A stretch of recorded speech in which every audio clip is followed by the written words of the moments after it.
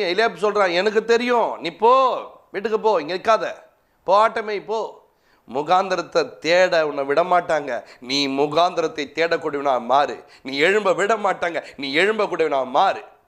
உன் வாழ்க்கையில் நீ ஏதோ ஒன்றை செய்யணும்னு நினைக்கப்பாரு, அதை செய்யறதுக்கு ஒரு கூட்டம் விடாது.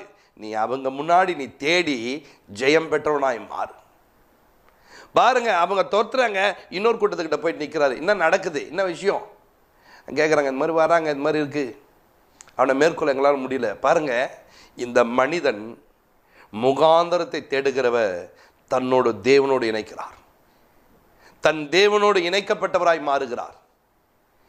எந்த மனிதன் யுத்தம் பண்ண வருகிறான், எந்த மனிதன் யுத்தம் பண்ணன்னு சொல்லிட்டு தேவனை நிந்திக்கிறானோ, அந்த தேவனை தன்னோடு கூட வைத்துக்கொண்டு அங்கே போய் யுத்தத்துக்கு போய் நின்று ஒரு முகாந்தரத்தை தேடினார்.